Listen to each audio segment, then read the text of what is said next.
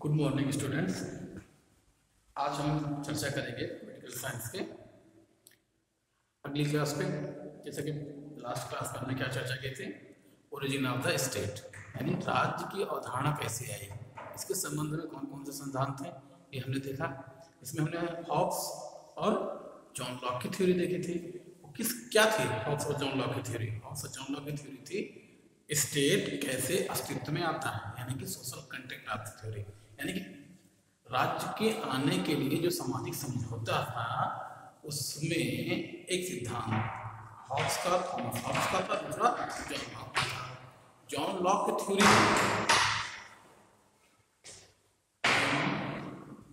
की थ्योरी में John Locke की थ्योरी में क्या था? जॉन लॉक की थ्योरी में हमने यह समझा था कि थॉमस हॉब्स ने क्या कहा था, उन्होंने सिर्फ नेचुरल स्टेज और दो चीज़ें बताई थी। ठीक है, अब हम थॉमस हॉब्स की जो थ्योरी थी, थॉमस हॉब्स की, वो पूरे अच्छे से समझ लिया था। फिर जॉन लॉक की जो थ्योरी थी उसी कुछ हम विशेषताओं को समझते हैं। ठीक है, जॉन लॉक,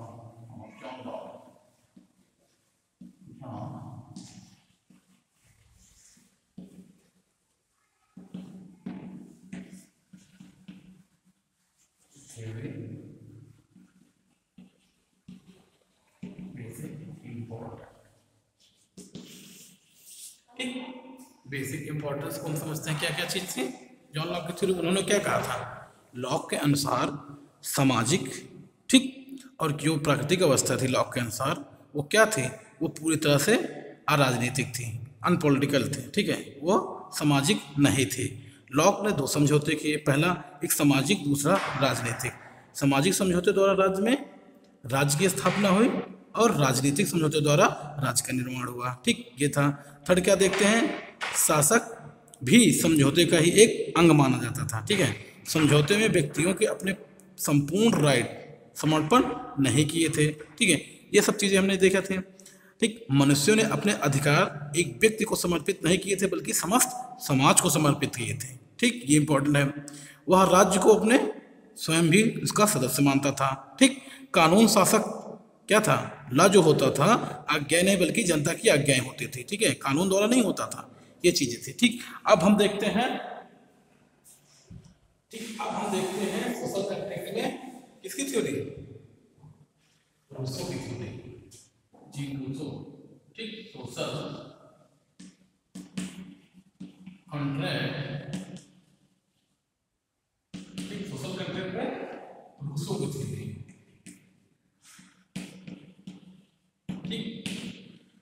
रूसो ने भी क्या कहा, इन्होंने एक पहला चीज बताई नेचुरल स्टेज, दूसरी चीज क्या बताई इन्होंने, क्या बताया, natural stage, reason of the social contract, reason of the social contract. ठीक, यानी कि रूसो ने क्या चीज बताई। अब नेचुरल स्टेज, रूसो के अनुसार हम नेचुरल स्टेज को समझते हैं। रूसो के अनुसार नेचुरल स्टेज क्या थी? रूसो के अनुसार नेचुरल स्टेज यह थी कि हर एक व्यक्ति पूरी तरह से स्वतंत्र होते हैं। न इन्होंने व्यक्तियों को बहुत समझदार बताया, न ही इन व्यक्तियों को इन्होंने बहुत क्रूर या अत्याचारी या तानाशाह टाइप के ऐसे कोई प्रवृत्तियां नहीं बताई। उन्होंने क्या बताया, all man born with the flay but it can be bounded with the chain, यानी कि जब व्यक्ति जन्म लेता है तो पूरी तरह से स्वतंत्र होता है, परंतु वह किसी न किसी बंधन में अपने आप को समय और परिस्थितियों के अनुसार बांध देता है। यानी कि नेचुरल स्टेज कैसा था, इनका नेचुरल स्टेज ऐसा था कि पूरी तरह से व्यक्ति स्वतंत्र होते थे, उनके ऊपर कोई जिम्मेदारियां नहीं होती थी, उनके पास कुछ भी नहीं, सब अपने आप में पूरी तरह से फ्री माने जाते हैं। ठीक है, इनका मतलब क्या था, man is the born free but everywhere he is the chain. ठीक, यानी कि क्या हुआ, रूसो ने इस अवस्था को मनुष्य को क्या बनाया, नोबल सेवेज बताया। ठीक, उनका अर्थात क्या हो सकता है, नोबल सेवेज का मतलब मनुष्य क्या होते, ना तो देवता थे ना ही दानव थे, वो क्या होते थे, सीधे मानव थे, और वो स्वतंत्र थे, ना ही देवता थे ना ही दानव थे, बट क्या होते थे, पूरी तरह से not human, not god, not evil. ठीक, not god and not evil, क्या थे, जस्ट ह्यूमन।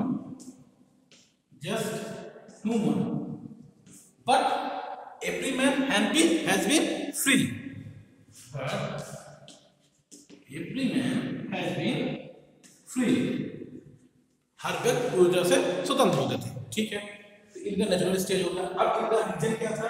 सोशल कंट्रैक्ट का, सामाजिक समझौता करने का कारण क्या था? सामाजिक समझौता करने का कारण इनका सिर्फ एक और सिर्फ क्या था? उस समय जनसंख्या वृद्धि हो गई। जनसंख्या जब वृद्धि हो गई, उनके पास संपत्तियां हुई। संपत्तियों को सुरक्षित करने के लिए वो अपने से एक दूसरे के साथ समझौता किया ताकि उनकी संपत्तियों को सुरक्षित किया जा सके, उनके जीवन को सुरक्षित किया जा सके। ठीक, बात समझ में आई? यानी कि सामाजिक नेचुरल स्टेज क्या था? इनका सामाजिक समझौते का कारण क्या था? ठीक, हमने ये चीज समझी। अब हम समझ लेते हैं इनके बारे में और कुछ। इसके लिए हम थोड़ा इनका थोड़ी क्रिटिक, ठीक है, इनकी आलोचना समझते हैं क्या क्या है। इनकी आलोचनाओं में समझने से पहले हम इनको समझते हैं वास्तव में लिखे क्या थे। इन्होंने क्या था? इन्होंने कहा सामाजिक समझौता क्या है? जो सामाजिक समझौता होता है उसका कोई ऐतिहासिक उल्लेख कहीं नहीं मिलता है। इन्होंने जो बताया कि नेचुरल स्टेज क्या होती है, ठीक है, नेचुरल स्टेज का कहीं भी आपको कारण नहीं मिलेगा कौन सी चीजें कहाँ कहाँ होती हैं। ठीक, सामाजिक समझौते क्या होते हैं उसका कहीं उल्लेख नहीं मिलता है। और दूसरी बात, इनका जो सामाजिक समझौता था, सोशल कॉन्ट्रैक्ट, वो कहीं इस प्रकार से रिन्यूएबल नहीं हुआ, वो नवीनीकरण हुआ ही नहीं, नया बना ही नहीं। फिर एक प्रकार से एक बार से चला आया, वही उनके हिसाब से वो चलता गया, क्योंकि समाज में नेचुरल स्टेज थी। नेचुरल स्टेज अच्छी थी या पूरी तरह से बुरी थी, ठीक, या फिर इसके बीच में जो था वो केवल एक चलती ही पूरी प्रक्रिया हो गई, उसमें ऐसा कोई नयापन आया है। नेचुरल स्टेज के आगे कोई चीज आगे बढ़ी ही नहीं। ठीक, आगे वाला क्या है? सोशल कॉन्ट्रैक्ट थ्योरी केवल एक फिक्शन थ्योरी है। ठीक, इसका कोई प्रमाण नहीं होता है। Social contract theory just a fiction theory. क्या है? सिर्फ पूरी कल्पना पे आधारित होता है, ना किसी सिद्धांतों पे आधारित। इसका कहीं आपको उल्लेख नहीं मिलेगा, ना कहीं चीजें मिलेगी, कहीं ना कोई से कुछ चीजें कुछ भी आपको इसके संबंध में नहीं मिलेगा। ठीक, अब एक और क्रिटिक्स होते समझ में आता है, सामाजिक समझौता को जो होता है सोशल कॉन्ट्रैक्ट में जो नेचुरल स्टेज था ये कहीं था ही नहीं। यानी इसकी भी जब ये पूरी कल्पना थ्योरी थी, नेचुरल स्टेज था ही नहीं। इसकी कहाँ प्रमाण मिलता है, कहाँ चीजें इसकी मिलती है? ठीक है, नेचुरल स्टेज था ही नहीं। अब हम आगे समझते हैं क्या था इसमें हम समझते हैं जो अब आज के समय में समझेंगे। जो प्राचीन समाज था, एंशिएंट पीरियड था, उसमें भी कहीं ना कहीं व्यक्ति बंधनों में बंधा होता था। पूरी तरह से स्वतंत्र तो होते नहीं थे, पूरी तरह से अत्याचारी क्रूरी इतना तो होता नहीं था। कहीं ना कहीं हर व्यक्ति अपने आप से धीरे धीरे किसी बंधनों में बंधा हुआ था। ये सब इनकी आलोचनाएं हैं। ठीक, अगला टॉपिक हम पढ़ते हैं। अब हम समझते हैं क्या सिर्फ यही सोशल कॉन्ट्रैक्ट की थ्योरी ही तो इन से क्या राज्य का निर्माण हुआ था कि और भी कोई थ्योरी इसकी हो सकती है? ठीक, इसके संबंध में एक विकासशील अवधारणा कही जाती है। यानी कि समय समय धीरे धीरे समय बदलने पर कुछ ऐसे संबंध बने, कुछ ऐसी चीजें बनी जिससे राज्य का निर्माण हुआ। तो इसमें कुछ बेसिक एलिमेंट समझते हैं हम क्या क्या था। ठीक, सबसे पहला क्या था? ब्लड रिलेशन, यानी कि development theory of the state.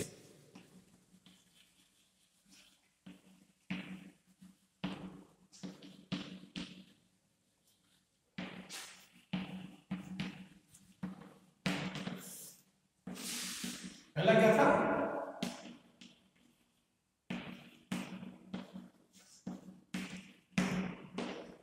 Blood relation.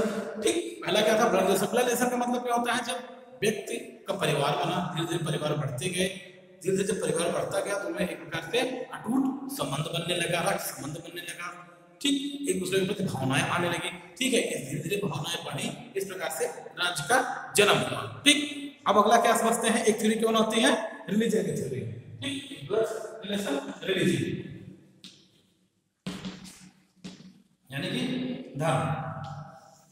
हर व्यक्ति कहीं ना कहीं अपनी आस्था को किसी के प्रति प्रकट करता है। वो जब आस्था के सामने प्रकट करता है, किसी को ईश्वर मानता है, धीरे धीरे ईश्वर जब बनते गए, इस प्रकार से धीरे धीरे राज्य धीरे धीरे बड़ा होता गया। एक परिवार में पूजा होने लगी, एक परिवार दूसरे परिवार में होने लगी, धीरे धीरे बहुत सारी पूजा होने लगी। ठीक है, पूरे समाज में। ठीक, तो इस प्रकार से कहा जा सकता है। देखिए, आपने देखा होगा चर्च ने बहुत बार शासन किया है, मंदिरों के। ठीक, चर्च में इस्लामिक भी आप देखेंगे तो पूरा रिलीजन से ही बेस्ड है, इस्लामिक स्टेट जितने भी हैं। ठीक, क्रिश्चियनिटी भी इसके पहले बहुत सारे ऐसे क्रूसवेल हुए, तमाम ऐसी चीजें हुई जिसमें आप समझ सकते हैं कि ये रिलीजियस स्टेट की उत्पत्ति हुई है। ठीक है, अगला क्या है? अगला है फोर्स। फोर्स फोर्स फोर्स का मतलब होता है जब एक डरा धमकाकर 10 व्यक्ति में डरा धमकाकर 10 लोगों को बनाए, ऐसे बनाते बनाते एक बहुत बड़े समाज की स्थापना की। ठीक, आगे हम समझते हैं इसमें क्या है। इकोनॉमिक नीड्स जैसे पैसे की आवश्यकता हुई, ठीक है, पॉलिटिकल कॉन्शियसनेस, सोशल स्टेट, ये सब तमाम चीजें हैं जिससे एक डेवलपमेंट थ्योरी है किसके राज्य का निर्माण होने की तमाम ऐसी चीजें आई। राज्य के निर्माण में क्या क्या चीजें हैं? ये डेवलपमेंट थ्योरी थी। किसके समय? जैसे रिलीजन के आधार पर राज्य का निर्माण हुआ, ब्लड रिलीजन के आधार पे हुआ, ठीक है, इकोनॉमिक नीड्स के आधार पे हुआ, पॉलिटिकल कॉन्शियसनेस के आधार पे हुआ, फोर्स के आधार पे हुआ, ठीक है, तमाम ऐसी चीजें आई जिससे इनका क्या हुआ? राज्य का निर्माण हुआ। ठीक, आज हमने समझा। फिर अब हम आगे क्या समझते हैं? Welfare state. वेलफेयर स्टेट, ठीक, क्या समझते हैं? एक concept of welfare state.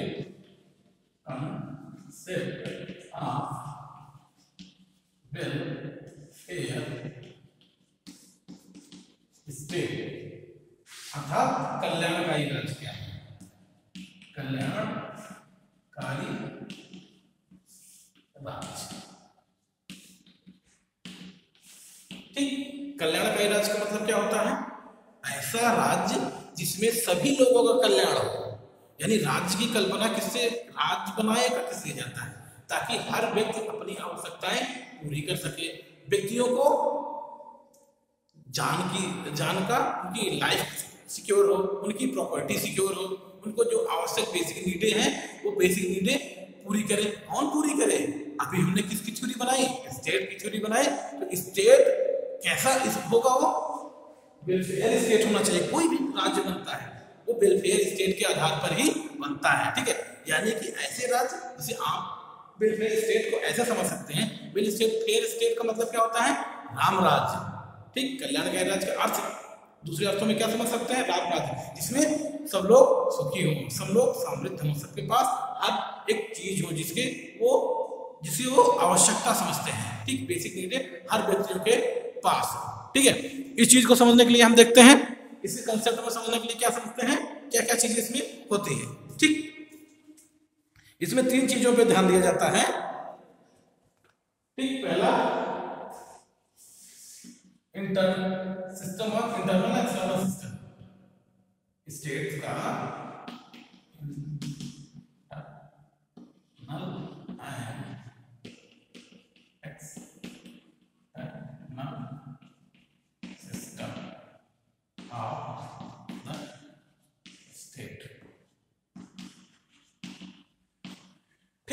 State का क्या होना चाहिए? जो आंतरिक व्यवस्था हो, जो बाह्य व्यवस्था हो, वो कैसी होनी चाहिए। ठीक है, हम इस चीजों में देखेंगे।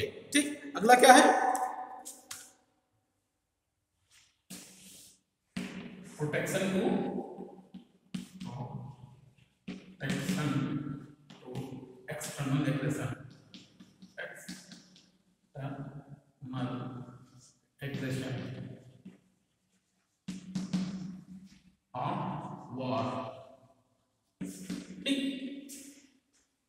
देखिए, कल्याणकारी राज्य किस लिए बनाया जाता है? ताकि आंतरिक और बाह्य उसकी सुरक्षा हो सके। आंतरिक रूप में इंटरनल सिस्टम कैसे होना चाहिए? तभी आपको देखिए कोई चीज आपके पास पॉलिसी आती है।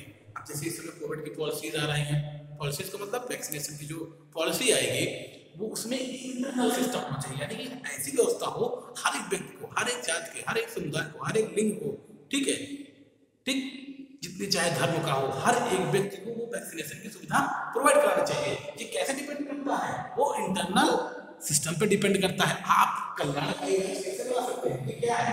कल्याणकारी राज्य बनाने की क्या क्या चीजें आवश्यकता होती है? कल्याणकारी राज्य बनाया किस लिए जाता है? ठीक है, ये चीजें हम समझ रहे हैं। ठीक है, राज्य क्या है?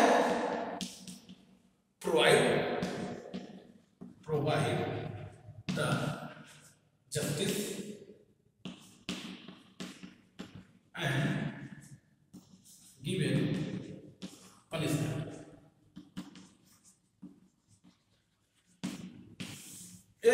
ठीक, कोई कल्याणकारी राज्य किस लिए बनाया जाता है?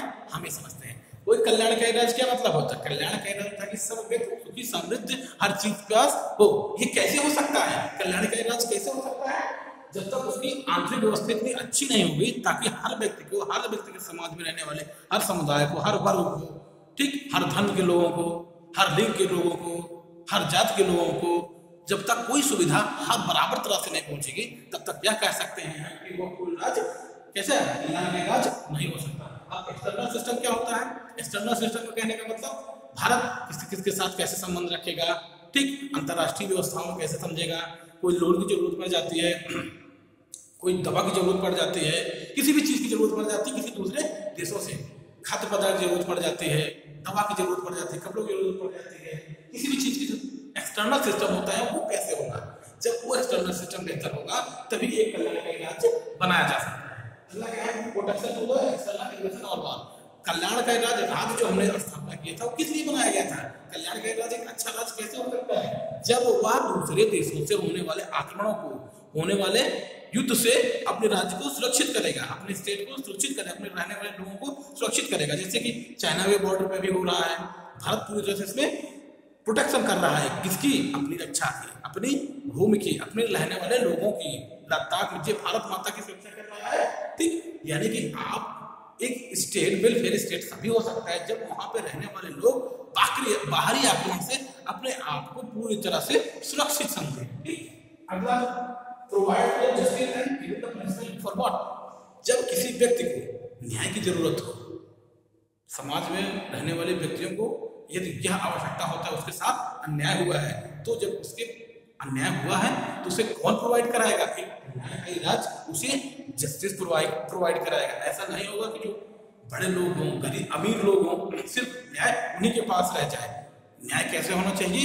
न्याय पहुंचना भी चाहिए, दिखना भी चाहिए, होना भी चाहिए, साथ में साथ दिखना भी चाहिए। किसी के साथ अन्याय ना हो, नेचुरल जस्टिस का कोई वायलेशन ना हो, ठीक। जब कोई दंड करेगा, चाहे वो राष्ट्रपति का लड़का हो या राष्ट्रपति से द्वारा किया गया दंड से, महामहिम राष्ट्रपति द्वारा किया गया दंड हो, कोई क्राइम हो, या एक गरीब व्यक्ति द्वारा क्राइम हो, सबको समान दंड देना चाहिए, ठीक। गलत करने पे सबको दंडित करेगा कौन? कल्याणकारी राज्य। एक कल्याणकारी राज्य की स्थापना तभी हो सकती है, ठीक। ये समझ में आया? कल्याणकारी राज्य मतलब क्या है? अब हम समझते हैं इसकी डिफिनेशन को समझते हैं। इसकी डिफिनेशन,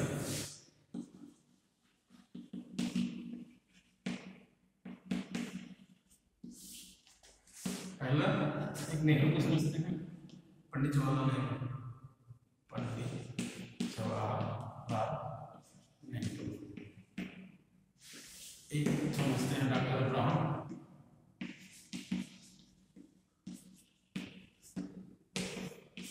टी.डब्ल्यू। तीसरी डिफिनेशन किसकी? टी.डब्ल्यू किसकी? टी.डब्ल्यू वेंट की, ठीक ठीक। किसकी देखेंगे?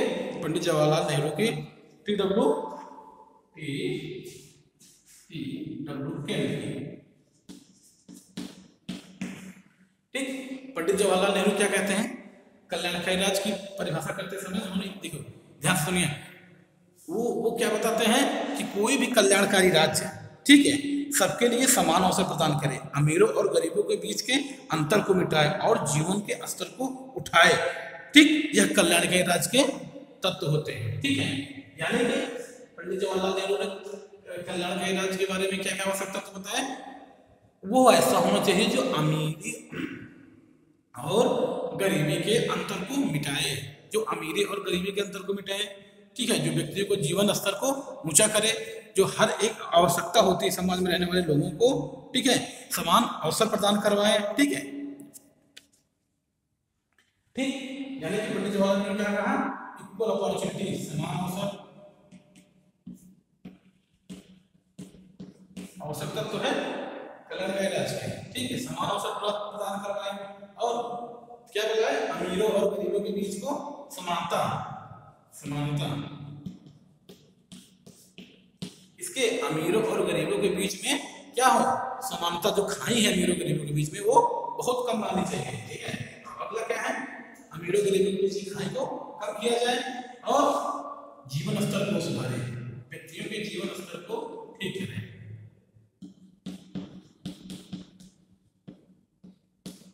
ऊंचा करें। ठीक, व्यक्तियों के जीवन स्तर को ऊंचा करें। तो क्या क्या चीजें होनी चाहिए लोक कल्याणकारी राज्य के लिए? सबके लिए समान अवसर हो, अमीरों गरीबों के बीच के अंतर को मिटाए, जीवन स्तर को ऊंचा करें। ये 3 चीजें क्या होती हैं? कल्याणकारी राज्य की आवश्यक तत्व होते हैं। ठीक, अगली परिभाषा ब्राह्मण के अनुसार क्या कहते हैं? कल्याणकारी राज्य वह है जो अपनी आर्थिक व्यवस्था का संचालन इस प्रकार से करे कि समान वितरण हो सके। ठीक है, यानी कि अपनी आर्थिक व्यवस्था का इस प्रकार से बनाए, कोई राज्य अपनी आर्थिक व्यवस्था